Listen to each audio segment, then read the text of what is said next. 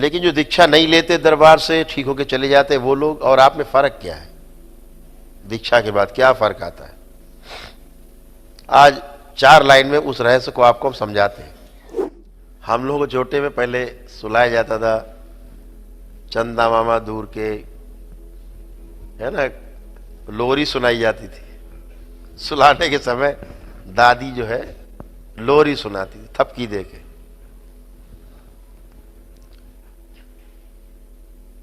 मामा का रिश्ता कायम किया गया, चंदा मामा, तो चंद्रमा मामा भी है, इसका भी ध्यान रखा जाए। जितने भी पितृ हैं इसी शिवलोक में, इसी चंद्रलोक में कह लीजिए आप, चंद्रमा में सभी विराजते हैं। जन्म के समय शिवलोक से इसी में जाते हैं, चंद्रलोक में, और वहां से चांदनी रात में बरसते हैं।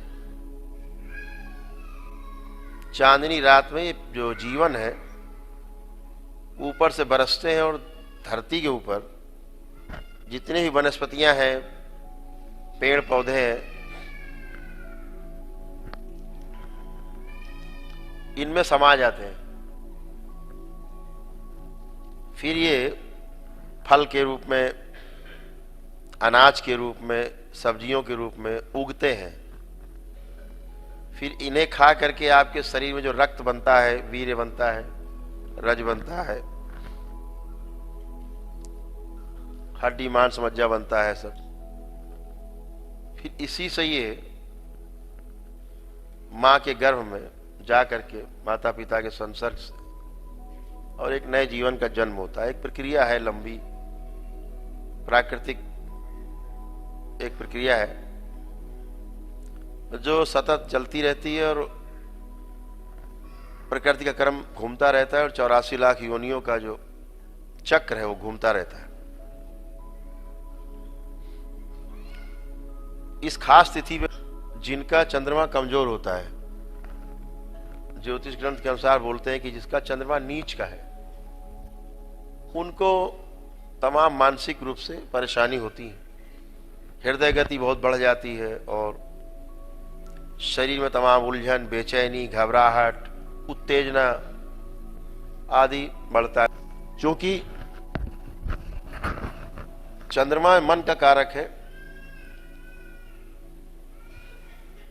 और जल के ऊपर इसका सबसे ज्यादा प्रभाव है, और शरीर में चूंकि सबसे अधिक जल ही है, इसलिए चंद्रमा का सबसे ज्यादा प्रभाव शरीर में पड़ता है। और दूसरा एक कारण और भी चंद्रमा का प्रभाव पड़ने का, कि चंद्रमा सबसे नजदीकी ग्रह है मनुष्य हमारे धरती पे, इसलिए उसका प्रभाव और ज्यादा है।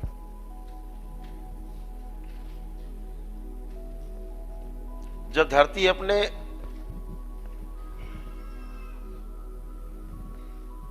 अक्ष पे 15 अंश झुकती है एक तरफ, तो उसी तरफ ज्वार भाटा आता है।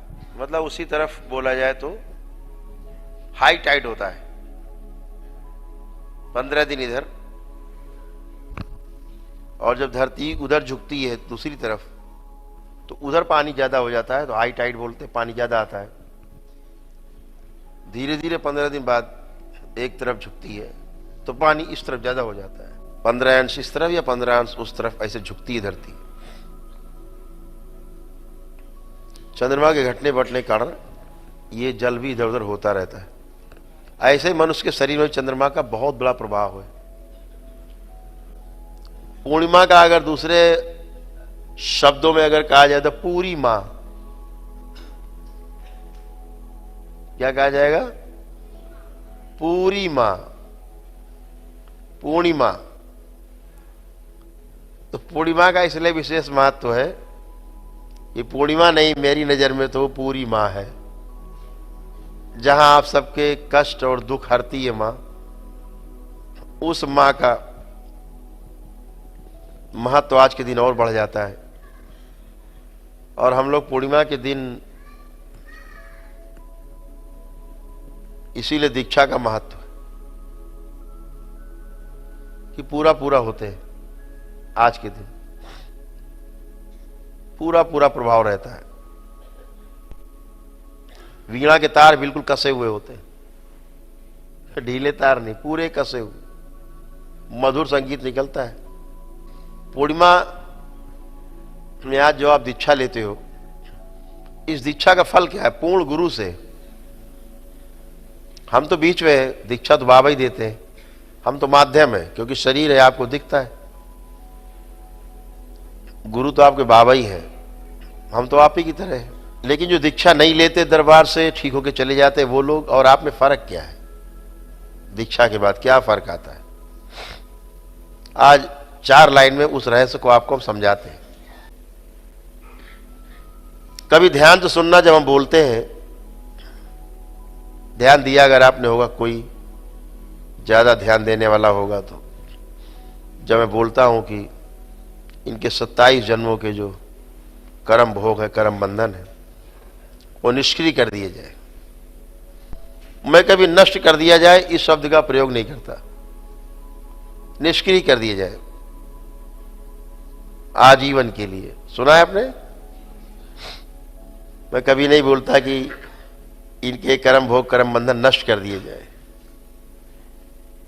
जो दरबार से 9 हवन करके और ब्लैक मैजिक कटवा के अपना और स्मृति चिकित्सा करा लेते हैं, तो उनके कर्म भोग कर्म बंधन निष्क्रिय होते हैं, और आपके पास वो हथियार आता है दीक्षा के बाद कि आप अपने कर्म भोग कर्म बंधन को नष्ट कर लेते हैं, खत्म कर लेते हैं, जिनसे आपका भोग खत्म हो जाता है, आपके कष्ट हमेशा हमेशा के लिए खत्म हो जाते हैं। निष्क्रिय में क्या होता है? जो हम करते हैं, कभी जब अगला जन्म आपका होगा, तो जिन कर्म भोग कर्म बंधन कारण आपको अभी कष्ट थे, तो कभी आपको अगले जन्मों में वो आ सकते हैं। अगर आपने अपनी हरकतें नहीं छोड़ी तो आगे आ सकते हैं कभी अगले जन्म में।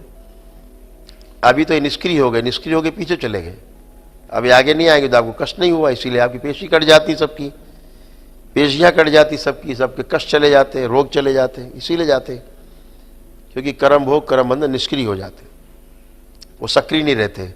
अब वो कभी अगला जन्म होगा कोई, उसमें सक्रिय होंगे। लेकिन गुरु दीक्षा के बाद, एक पूर्ण गुरु से दीक्षा के बाद आपकी साधना से जो बताया जाता है, तो अपने आप ही धीरे धीरे धीरे धीरे करके कर्म भोग नष्ट होना शुरू होते हैं।